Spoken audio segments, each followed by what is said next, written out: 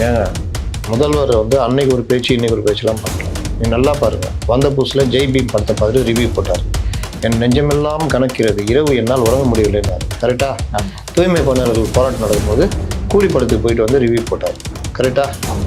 அப்புறம் இன்னொரு இந்த இடைநிலை ஆசிரியர்கள்லாம் வேற ஏதோ ஒரு பிரச்சனை, பெரிய பிரச்சனை வெடிச்சிட்டு இருக்கும்போது பைசன் படம் பார்த்துட்டு வந்தாங்க. இப்போ இந்த மாதிரிலாம் பிரச்சனை நடக்குது, தேர்தல் பிரச்சனை.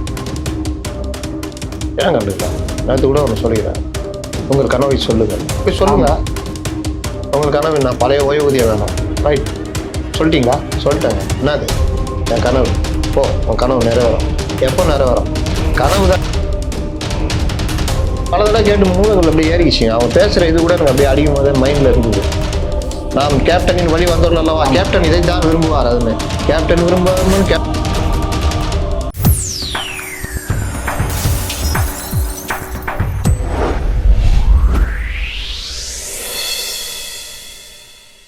வணக்கம். கோல்டன் சான்ஸ் வழங்கும் அரசியல் களம். இன்றைய அரசியல் களம் நிகழ்ச்சியில் நம்மோடு இணைந்திருப்பவர் மூத்த பத்திரிகையாளர், அரசியல் விமர்சகர் திரு அப்துல் முத்லீப் அவர்கள். வணக்கம் சார். வணக்கம். ஜனநாயகன் படத்துக்கு தணிக்கை சான்றிதழ் தரல அப்படிங்கிற ஒரு விஷயத்துக்காக முதல்வர் ஸ்டாலின் குரல் கொடுத்திருந்தாரு. இதற்கு எதிர்வினையாற்றிய திரு சீமான் அவர்கள் எத்தனையோ ஜனங்கள் அவங்களுடைய பிரச்சனைகளுக்காக, இடைநிலை ஆசிரியராக இருக்கட்டும், இல்ல செவிலியர்களாக இருக்கட்டும், இல்ல தூய்மை பணியாளர்களாக இருக்கட்டும், இவங்க போராட்டத்தெல்லாம் விட்டுட்டு இதுக்கு போயிட்டு குரல் கொடுக்கிறார் அப்படிங்கிற ஒரு நியாயமான ஒரு கேள்வி எழுப்புறாரு. இதை பற்றி உங்களுடைய கருத்து? ஏங்க முதல்வர் அன்னைக்கு ஒரு பேச்சு இன்னைக்கு ஒரு பேச்சுலாம் பண்ணல. நீ நல்லா பாருங்க. வந்த புதுசில் ஜெய் பீம் படத்தை பார்த்துட்டு ரிவ்யூ போட்டார். என் நெஞ்சமெல்லாம் கணக்கிறது, இரவு என்னால் உறங்க முடியவில்லைன்னாரு. கரெக்டா? தூய்மை பணியாளர்கள் போராட்டம் நடக்கும்போது கூலி படத்துக்கு போயிட்டு ரிவ்யூ போட்டார். கரெக்டா? ஆமா. அப்புறம் இன்னொரு இந்த இடைநிலை ஆசிரியர்கள்லாம் வேற ஏதோ ஒரு பிரச்சனை, பெரிய பிரச்சனை வெடிச்சிட்டு இருக்கும்போது பைசன் படம் பார்த்துட்டு வந்தாங்க. இப்போ இந்த மாதிரிலாம் பிரச்சனை நடக்குது, தேர்தல் பிரச்சனை இருக்கும்போது அவர் ஜனநாயகனுக்காக குரல் கொடுக்குறாரு. அவரு எதுவும் மாற்றி நடக்கல, அவர் கரெக்டாக தான் இருக்காரு. சரி, இப்போ ஜனநாயகம் என்ன பிரச்சனைன்னு இவர் குரல் கொடுக்குறாரு. அதான் நம்மளுடைய கேள்வி. அது கோர்ட்டும் அவங்கள பார்த்து கேட்குது, உங்களுக்கு என்ன பிரச்சனை சார்? 9ஆம் தேதி ரிலீஸ் ஆகணும், நாங்கள் முடிவு பண்ணிட்டோம், பண்ணிக்கோங்க. இல்லை அதான் அவன் கொடுக்க மாட்டேங்கிறான். அது எப்படின்னு கொடுப்பாங்க? நீங்கள் 9ஆம் தேதி முடிவு பண்ணிட்டா நாங்களாம் எங்கள் வேலையை விட்டு உங்கள் பின்னாடி வரணுமா? ஏன் 20ஆம் தேதி ரிலீஸ் ஆகாதா? இல்லை சார், அது சார் அதுதான் பிரச்சனை. என்னது? 9ஆம் தேதி ரிலீஸ் ஆனால் இந்த லீவ் நாள் ஃபுல்லாக அவன்கிட்ட காசு இருக்கும், பண்டிகை மனப்பான்மையில் இருப்பான், ஃபர்ஸ்ட் டே ஃபர்ஸ்ட் ஷோ அது இதுன்னு போட்டு கையில் இருக்கிற காசை எவ்வளோ இவங்கள்ட்ட ஜனங்கள்ட்ட வாங்க முடியுமா? அதை ரசிகர்களை தாண்டி பண்டிகை காலம்ன்றப்போ எல்லாருமே சினிமா பார்க்கறது, வெளியில் போகிறதுன்னு வருவாங்க, அதில் காசு பார்க்கலாம் தானே? ஆமாம். அதுக்கு இடையூறாக சென்சார் பிரச்சனை வந்துடுச்சு. இவங்களுடைய கோரிக்கை தானே சார், படத்துக்கு தடை பண்ணுறாங்களா? இல்லை. படத்தை வேறு எதாவது பண்ணாங்களா? எதுவும் இல்லை. வேற என்ன? 9ஆம் தேதி ரிலீஸ் பண்ணுறோம், எங்களுக்கு தரல. என்ன தரல? சான்றிதழ் தரல. அவங்கள கேளுங்க, சார் கொஞ்சம் வேலை இருக்குது, படத்தில் பிரச்சனை இருக்குது, அதனால் சான்றிதழ் லேட் ஆகும் சார், சான்றிதழ் சீக்கிரம் தர சொல்லுங்கள் சார். உடனே அவங்க ஒரு நபர் நீதிபதி, சான்றிதழ் ஏற்கனவே கொடுத்துட்டீங்களே, அவ்வளோதான், நீ கிளம்புங்க, நீ படத்தை ரிலீஸ் பண்ணிக்கப்பா அப்படின்ற மாதிரி. உடனே அவங்க பெஞ்சுக்கு போனோன்னா என்ன பிரச்சனை? அந்த மாதிரி இது என்ன கணக்கு? இது சென்சார் போர்டுடைய இதை கேட்காமையே தீர்ப்பு கொடுக்குறது அப்படின்ட்டு உங்களுக்கு என்னப்பா பிரச்சனை? இல்லை சார் ரிலீஸ் அதெல்லாம் இஷ்டத்துக்குலாம் 9ஆம் தேதி 10ஆம் தேதி ரிலீஸ் பண்ண முடியாது என்ன, அதனால் அந்த இதெல்லாம் பண்ண முடியாது, 21ஆம் தேதி நான் விசாரிக்கிறேன் அப்படின்னு தள்ளி வச்சிட்டார். முடிஞ்சிச்சா? பிரச்சனை என்னன்னா இவர்களுக்கு லாபம் பார்க்க முடியாதுதான் பிரச்சனை. ஏன் இவ்வளோ செலவு சார்? 600 கோடி செலவாயிடுச்சு. ஏங்க ஆச்சு சார்? ஹீரோக்கு 280 கோடி ரூபா கொடுத்துக்கிறோம். ஏன் கொடுக்குறீங்க? தெரியுதா? 300 கோடி ப்ரொடக்ஷன் காஸ்ட்னா இது. இந்த 300 கோடியில் 30 படம் எடுக்கலாம். டூரிஸ்ட் ஃபேமிலிஸ் ஒரு படம் வச்சுல போய் ஆஸ்கருக்கு தேர்வாயிருக்குது. எவ்வளோ செலவாயிருக்கும் அதுக்கு? 5 கோடி 6 கோடி. ஆமாம், அவ்வளோதான். 10 கோடின்னு கூட வச்சுக்கோங்க. 30 படம் டூரிஸ்ட் ஃபேமிலி மாதிரி படம் எடுக்கணும். ஜே பேபி, பார்க்கிங், சிறை, எவ்வளோ செலவாயிருக்குன்றீங்க? சிறைக்கு அதிகபட்சம் 10 கோடி ஆயிருக்கும். அது கூட இவங்களே போட்டு இழுத்து வைக்கிறது தான். நீங்கள் ஒழுங்காக ஒரு படம் எடுக்கிற விசு மாதிரி ஆட்கள்கிட்ட கொடுத்தீங்கன்னா 55 லட்சம் அதை கொடுத்தாங்களா? அப்போ சம்சாரம், அது மின்சாரம் 2 செட்டு தான் இருக்கும். 2 தடவை தான் வெளியில் காமிப்பாங்க, காரில் இறங்குற மாதிரி. மற்ற எல்லாம் படம் அந்த இதுக்குள்ளேயே தான் ஓடும். 15 லட்சம் அதை மிச்சம் கொண்டு போய் கொடுத்தாராம். படம் சூப்பர் டூப்பர் ஹிட்டு, தேசிய விருது வாங்கிச்சு. அந்த மாதிரியா பண்ணுறீங்க? என்னமா ஹீரோ வர எல்லா படத்துலையும் வர்றது தான். ஹீரோ வராரு, 50 பேர் நிற்பான், வில்லன் நிற்பான், அப்புறம் வில்லன் ஒருத்தனை பார்ப்பான் அப்படின்னுவான். உடனே அவர் திப்பு திப்புன்னு ஓடியாருவார். ஒரே குத்து போத்துன்னு விழுந்துருவாரு. உடனே வில்லன் பார்ப்பான், மற்ற இன்னும் 2 பேரை பார்ப்பான், அவங்க 2 பேரும் அப்படியே ஓடிடுவான். 2 பேர் 2 குத்து மறுபடியும் கீழே விழுந்துருவான். மறுபடியும் வில்லன் பார்ப்பான், இன்னும் 4 பேர் ஓடுவாங்க, 4 பேர் அடிப்பாரு. கரண்ட் இது காரில் போய் விழுவார். காரில் விழுந்தோன்னு கார் எப்படி ஆகிடும்? இதெல்லாம் இயற்கையில் நடக்கிறதா? என்னடா எல்லாம் அவெஞ்சர்ஸா இவங்க எல்லாம் இப்படி படம் எடுக்கிறதுக்கு அந்த விஎஃப்எக்ஸு அந்த காரை அப்படியே வெடி வச்சு தூக்கி விடுறது, இந்த காசு அந்த காசுலாம் நம்ம தலையில் கட்டுறது இதானே? என்னமோ மக்களுக்காக இதுனா ஃப்ரீயாக நடிச்சு விடு அந்த படத்தை. ஒரு 20 கோடி 30 கோடி வாங்கிக்கிறேன், நீங்கள் ஒரு 200 கோடியில் படத்தை வெளியிடுங்கன்னு சொல்லு. அப்போது 600 கோடி ஆயிடுச்சு, 1000 கோடி சம்பாதிக்கணும். அதுக்கு இந்த டேட்லேருந்து நான் ஆரம்பிக்கணும். 9ஆம் தேதியிலேருந்து FDFS அதுன்னு போட்டால் அப்புறம் லீவு நாள்லாம் வந்துடும். கடைன்னு ஒரு 5-6 நாள் தள்ளலான்னு. அதுக்கு சென்சார் போர்டு ஒத்து வரல. ஏன்? அதுக்கும் நீங்கள் தான் காரணம். என்ன காரணம்? நீங்கள் என்ன பண்ணுறீங்க? 60 நாளைக்கு முன்னாடியே படத்தை கொடுக்கலாம். என்ன பண்ணுறீங்க? தட்கல் முறைன்னு ஒன்று இருக்குது. எனக்கு என்னன்னு பண்ணிட்டு கடைசி டைமில் கொடுக்குறது. அதில் ஸ்பீடாக பண்ணுங்கன்னா ஸ்பீடாக பண்ணுவாங்க. அது என்ன ஏற்பாடுகள்லாம் நமக்கு தெரியாது. அதுன்னு மற்ற படம்லாம் கம்முன்னு வரும், இவங்க படங்கள் மட்டும் தட்கல்ல வரும். அப்போ என்ன ஸ்பெஷலா? அந்த மாதிரி போனால் நீ அரசியலுக்கு வந்துட்டீங்க, எல்லாரையும் பகைச்சிக்கிட்டு இருக்கிறீங்க, பலரை நம்ப வச்சு பின்வாங்கிட்டீங்க. அப்போ அவர்கள் அவர்களுடைய வேலையை காமிக்க தான் செய்வாங்க. அப்போ நீங்கள் அதுக்கும் தயாராக இருக்கணும். அப்போ உங்கள் படத்தை பிரச்சனை இல்லாமல் கொண்டு வரதுக்கான வேலையை நீ ஒரு 60 நாள் முன்னாடியே ஆரம்பித்து எல்லா வேலையும் பண்ணியிருந்தா ரிவைசிங் கமிட்டி போட்டால் கூட போடுங்க. போட்டிங்களா? அப்புறம் பார்த்துட்டிங்களா? சொல்லுங்கள் எதெல்லாம் வெட்டணும். அது ரைட்டு, இதெல்லாம் வெட்ட முடியாதுங்க, மறுபடியும் அதெல்லாம் போட்டு சான்றிதழ் வாங்கினா ஒரு 30 நாள் 40 நாள் பிரச்சனை இல்லை, கோர்ட்டுக்கு போனால் கூட பண்ணிக்கலாம்.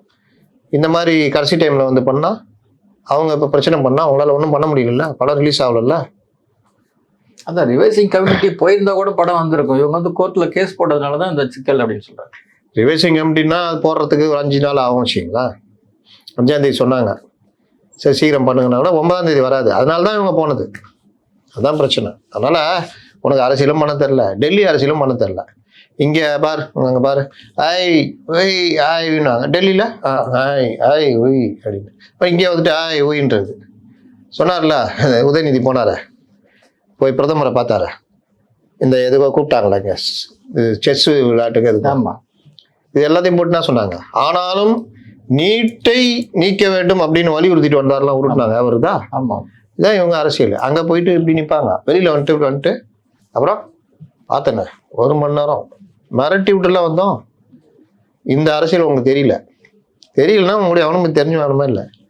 அப்போ இப்போ பட்டாதான் தெரியும்னா பட்டுக்குங்க, இன்னும் பட்டாதான் தெரியும்னா தேர்தலில் நின்று பட்டுக்குங்க. அவ்வளோதான் நம்ம சொல்ல முடியும். தந்தை முதல்வர், மகன் வந்து துணை முதல்வர், அது சென்னையிலே வந்து இருவரும் இருக்கிறாங்க. தமிழ்நாடு முழுக்க நலத்திட்டங்கள் வந்து பண்ணிட்டு இருக்காங்க. ஆனா சென்னையில வந்து இவங்க ஏற்கனவே கொடுத்த வாக்குறுதியை நிறைவேற்றலன்னு பல்வேறு அமைப்புகள், பல்வேறு அரசு நிறுவன ஊழியர்கள் வந்து போராட்டம் நடத்திட்டு இருக்காங்க. இந்த போராட்டம் நாளுக்கு நாள் அதிகரித்து கொண்டே தான் இருக்கு. ஏன் வந்து அரசு மட்டும் இதை கண்டுக்க மாட்டேங்குது? ஏன் கண்டுக்கல? நேற்று கூட ஒன்று சொல்லிக்கிறாரு, உங்கள் கனவை சொல்லுங்கள். போய் சொல்லுங்க, உங்கள் கனவு என்ன? பழைய ஓய்வூதியம் வேணும். ரைட், சொல்லிட்டீங்களா? சொல்லிட்டேங்க. என்னது? என் கனவு. ஓ, உன் கனவு நிறைவேறும். எப்போ நிறைவேறும்? கனவு தானேயா, அது பகல் கனவாக கூட போயிடும். நீங்கள் சார் எங்களுக்கு வந்து ரோடு நல்லா இருக்கணும், நல்ல பேர், பெரிய கனவு. ஆமாம், பெரிய கனவாக இருக்குது. சரி பார்க்குறோம். உங்களுக்கு ரேஷனில் 3000 கொடுக்குது, 50,000 வேணும், 5000 கொடுக்கணும். அது நானே கனவு காண முடியாது. சரி வேற, ஐயா அது இருக்கணும், ஐயா லஞ்சம் வாங்கக்கூடாது, ஐயா அது பண்ணணும் அது பண்ணணும், இதெல்லாம் கனவா? ரைட்டு, போங்க எழுதி அந்த பொட்டியில் போட்டு போங்க. அடுத்து அந்த கார்டு ஒன்று வாங்கிக்கிங்க, நீங்கள் எடுத்துக்கிட்டு நேராக சட்டசபைக்கு வரலாம், தலைமை செயலகத்துக்கு. அங்கே முதல்வர் அலுவலகம் வந்தீங்கன்னா இந்த கார்டை காமிச்சிங்கன்னா நேராக என் ரூம் காமிச்சிடுவாங்க. அங்கே நான் முதல்வராக அமர்ந்திருப்பேன், நீங்கள் என்னை பார்த்து பேசலாம் எல்லாம் சொன்னார்ல. அதே மாதிரி பூங்கிட்டா உருட்டுவாங்க. அதனால் இவர் டெய்லி ஏதாவது பேர் வைக்கிறாங்களா, தமிழகம் வெல்லும் அப்படின்னாங்க. இப்போ ஏதோ தமிழகம் போராட்டம் நடுவில் சொன்னாங்க. இப்போ வேற ஏதோ ஒன்று சொல்லிக்கிறாங்க, தமிழகம் தெரியல சார், இன்னைக்கு ஏதோ ஒன்று சொல்லிக்கிறாங்க. அது மாதிரி டெய்லி ஏதோ ஒன்று சொல்லிட்டு இருப்பாங்க. கனவு காணுங்கள், அதான் அந்த கனவு திட்டங்கள் தான். கனவு காணுங்கள் சொன்னது அவரு, அப்துல் கலாம். ஆமாம், நீ வந்து உங்கள் கனவை சொல்லுங்கன்னாங்க. நான் என் கனவுலாம் சொல்லிட்டேன். சத்தம் இல்லாத உலகம் வேண்டும், யுத்தம் இல்லாத உலகம் வேண்டும், ட்ரம்புக்கும் மோடிக்கும் ட்ரம்புக்கும் உங்களுக்கு சண்டை வேணாம் அப்படின்னு. அதெல்லாம் எங்கள் கனவுல வராது, எங்கள் லிமிட்டில் சொல்லுனாங்க. சென்னை சாலைகள் நல்லா இருக்கணும் அப்படின்னு. நல்லா தானே இருக்குது. செந்தில் சொல்லிக்கிறாரு, ஃப்ளோரிடாவோட சென்னை அவ்வளோ சூப்பராக இருக்குதுன்னு சொன்னார். உனக்கு தெரில? இல்லை சார் நான் போராடலாம் அப்படி அந்த மாதிரி இடத்துக்கு எதுக்கு போகிறேன், நல்லா இருக்கிற சாலை பக்கமாக போ. சார் நீங்கள் அமைச்சர்கள் இருக்கிறீங்களா, அந்த ரோடே அவ்வளோ மோசமாகுது சார். நீ வந்து மவுண்ட் ரோடு இப்படியே போ சார். மவுண்ட் ரோடு மட்டும் போனால் எங்கேயும் போக முடியாது சார், அங்கங்கே போகணும் சார்.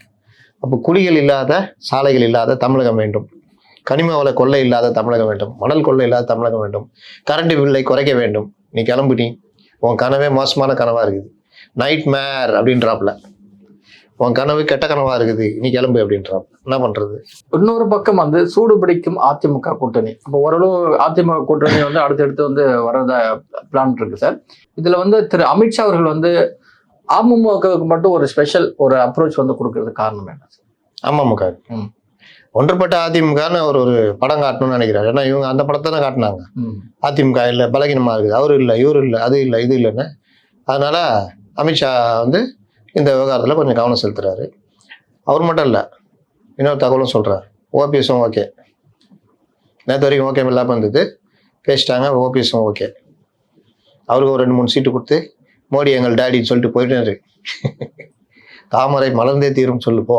அவர் ரெட்டை இல்லை, அதுக்கு நீ ஒழுங்கா இருந்திருக்கணும். நீ பண்ண வேலைக்கு உனக்கு தாமரை தான், கீழே இருக்கிற இலை கிடையாது, மேலே இருக்கிற பூ போ அப்படின்ட்டு இப்போ அவருக்கு அந்த சைடு. அப்போ நான் பலாப்பழம் அப்படின்ட்டாப்புல, போ ஏதாவது ஒன்று வச்சுக்கோ, ஜெயிக்கிற வழியை பாரு, தோக்க அடிச்சிட போறானுங்க அப்படின்ட்டு. அதனால அப்போ ஓபிஎஸ் வராப்புல. அக்கா அந்நியார் பிரேமலதா மட்டும் 18 சீட்டு, ஒரு ராஜ்யசபான்றாங்க. என்னக்கா அப்படி கேட்குறீங்க? நீங்க கேட்கறத பார்த்தா இங்கே இருக்கிற மாதிரியே இல்லையா? ஆமாம் அப்படிதான் என்னன்றப்போ அப்படின்னு அங்கே போய் 7 சீட்டு, ஒரு ராஜ்யசபா அப்படின்னு அப்படி சீட்டை போட்டுனுக்குறாங்க. அதுக்கும் அமித்ஷா தான் பேசணும்னு நினைக்கிறேன். பார்ப்போம். இந்த இடத்துல இன்னொரு கேள்வி கூட ஒன்று நான் எடுத்துக்கிறேன் சார். தேமுதிக மாநாடு நடக்கிறதுக்கு முதல் நாள் வந்து நீங்க ஒரு ட்வீட் போட்டுறீங்க, இதுதான் தீர்மானம் வரப்போகுதுன்ட்டு. அது வந்து அடுத்த நாள் வந்து அதை தான் முன்மொழிகிறாங்க. இது எப்படி நீங்க அப்படி இருக்கும் வந்து நாம பல தடவை கேட்டு மூளைகள் அப்படி ஏறிக்கிச்சுங்க. அவங்க பேசுற இது கூட எனக்கு அப்படி அடிக்கும் போதே மைண்ட்ல இருந்தது. நாம் கேப்டனின் வழி வந்தோம் அல்லவா, கேப்டன் இதைத்தான் விரும்புவார் அதுன்னு. கேப்டன் விரும்புவார்னு கேப்டன் இருக்கும்போதும் பண்ணியிருந்தாங்க, இப்பவும் பண்றாங்க. நல்லா காத்தடிக்கும் போது மாவு கொண்டு போய் விற்கிறது. எல்லா மாவும் என்ன ஆகும், காத்தடிக்கும் போது மாவு தானே ஆகும், காத்தோட கலந்துரும். மழை பெய்யும் போது உப்பு ஊத்தினா ஆகும். அப்பெல்லாம் உப்பு வைப்பாங்க, ஞாபகம்தா? ஆமா, அந்த தலைமுறை சேர்ந்தவரா? பாத்திருக்கேன் சார். ஒரு வண்டியில வச்சு தள்ளிட்டு வருவாங்க, மூட்டையை போட்டு கல் உப்பு. கல் உப்பு அப்ப மழை பெஞ்சா ஆகும், மழை பெய்யும் போது உப்பு ஊத்திக்கணும், கரைஞ்சு போயிடும் சார். வைகோ, ராமதாஸ், இந்த அம்மாக்கெல்லாம் இதே வேலை. 2019 திமுக கூட்டணி போக வேண்டியது. முருகி நீங்க வந்தாங்க, முருகின்னு இல்லை, ஏதோ முருகு வரும்னு இங்க வந்தாங்க, லாஸ்ட்ல முறுக்கினாங்க. இப்ப பாருங்க, ஜெயிக்கிற மாதிரி கூட்டணி அந்த கூட்டணி. இப்போ இங்கே முருகின்னு அங்கே போய் முருகு வரும்னு போவாங்க, ஒன்றும் இல்லாமல் போவாங்க. கட்சியை கண்டமாகனது இந்த அம்மா தான். அதனால நல்ல முடிவு எடுத்தாங்கன்னா நல்லது, நம்ம ஒன்றா சொல்றது. மழை பெய்யும் போது உப்பு வைக்காதீங்க, காத்தடிக்கும் போது மாவு வைக்காதீங்கன்றோம். அதுக்கு மேலே அது சன்னு கரெக்டாக முடிவு, எப்பவுமே சன்னுங்க கரெக்டாக முடிவு எடுக்கிறாங்க. அன்புமணி பாருங்க கரெக்டாக முடிவு எடுத்தாரு. விஜய் பிரபாகரன் சொல்றாரு, நம்ம கூட்டணி தான் இயல்பான கூட்டணி, நல்ல கூட்டணி, நானும் விருதுநகர்ல எம்பி ஆயிடுவேன், மாமா வந்து ராஜ்யசபா எம்பி ஆயிடுவாரு, உனக்கு என்ன வேணும் ஆண்டி, அம்மாவா உனக்கு என்ன வேணுமா, ஏமா அந்த மாதிரி பண்ற அப்படின்னு. அதனால இந்த இப்படி போயின்னுக்குது, என்னன்னு தெரியல. ஏன்னா எப்பவுமே அவங்க முரண்டு பிடிச்சி பந்தா பண்ணி தான் வருவாங்க. அன்புமணி ராமதாஸ் வந்து சரியான முடிவெடுத்து தான் நீங்க சொல்றீங்க சார். ஆனா திரு ராமதாஸ் அவர்கள் வந்து என்ன சொல்றாரு, திருமாவளவன் இருந்தா கூட அரசியல்ல எதுவும் நடக்கல, அதனால அந்த கூட்டணிக்கு போறதுக்கு வாய்ப்புங்கிற மாதிரி ஒரு செய்தி வந்து நேற்று கண்டிப்பாக. ஆனா நான் ட்விட்டர் பார்க்கல இல்லைங்க, அதை நான் பார்க்கல. ஸ்டாலின் தமிழகத்துக்கு நல்லதுதான் செய்தார் அப்படின்னு மாபெரும் ஒரு உண்மையை சொல்லிட்டாப்ல. 4.5 வருஷத்துல. 4.5 வருஷத்துல. அப்ப 4.5 வருஷம் ஐயா நீங்க விட்டு அறிக்கலாம் பொய்யா அப்படின்னு கேட்டான்னா வருது. அதனால ஒன்றும் பண்ண முடியாது. இவங்க சொல்லியிருப்பாங்க, ஐயா உங்களை நம்பி நாங்கள் இருக்கிறோம் ஐயா, எதிர்காலம் அங்கே இருக்கு ஐயா, தான் குலதெய்வம் வந்துட்டோம், எங்களுக்கு ஏதாவது நல்லது பண்ணுங்க ஐயா அப்படின்னு. சரி பண்ணுறேன், நான் வந்து திமுக ஆதரிச்சு பேசுகிறேன், இவங்க தான் இது பெரியார் பண்ணார்ல அந்த காலத்தில், காங்கிரஸ் ஆதரிச்சு அந்த மாதிரி போ அப்படின்ட்டு இவங்களை மட்டும் உதயசூர் நிற்க வச்சுக்கப்பா, தத்து பிள்ளைங்க பாவம் கஷ்டப்படுது, நம்பி வந்துச்சு. அருள், என் மூத்த பொண்ணு தேவரு, இன்னும் 2-3 பேர் வருவாங்க அப்படின்னு அப்படிதான் போகுது. அது திமுக லாபம்ல, உண்மையான பாமக எங்கள்கிட்ட தான் இருக்கிறது அப்படின்னு உருட்டலாம்ல. திருமாவளவன் ஒத்துப்பாரு, ஒத்துக்காட்டிப்போங்க. அப்படி என்ன சொல்லுவாங்க, பாமக எங்க இருக்கு, அங்க இருக்கா, மாம்பழம் எங்க இருக்கு, அங்கதான் இருக்கு. ஐயா காதில் போற மாதிரி சவுண்டா சொல்ல போறேன், மொல்லமா பேசு, அங்கதானே இருக்குது. ஆமா அதான் ஐயா மட்டும் தான் கேட்கிறாரு. ஆமா உனக்கு என்ன பிரச்சனை, பாவம் வயசான காலத்துல ஏன் அவரை போட்டு தொலை பண்ற. சரி ரைட், அவங்க எதுல நிக்கிறாங்க, உதயசூரியன்ல. அப்புறம் என்ன பிரச்சனை? இதையே நீ போய் உங்கள் ஆள்கிட்ட சொல்லு. இல்லையா, கிளம்புங்க. சரி, ஆளூர் வா போகலாம். அண்ணா போயிட்டு வாங்கண்ணா, இங்கேயே இருக்கிறேண்ணா. அதான் கேக் ஏற்றுக்கு அடிக்கிறான் பாருங்க. கேக் வெட்ட முடியாதுன்னு தூக்கி அடிச்சுட்டு போயினே இருக்கிறான். அவனே எப்படி இருக்கிறான்? இப்போ எம்எல்ஏலாம் எப்படி இருப்பாங்க? பாதி பேர் ஸ்போக்ஸ் பர்சன் ஆகிட்டாங்க, திமுக ஸ்போக்ஸ் பர்சனாக. அண்ணா நல்லா இருங்கண்ணே, தாவேக்கா போகிறீங்களாண்ணா? உங்கள் பழைய தம்பி ஆதவ அர்ஜுனா பார்க்க. சரிண்ணா, நல்லா இருந்தேன். நாங்கள் இங்கே இருந்துங்கண்ணா, உதயசூரியன் சீட்டு கொடுக்குறேன்னுக்குறாங்க. எங்களுக்கு தேவை எம்எல்ஏ, அதுனா உதயசூரியன் இருந்தால் எதாக இருந்தாங்க.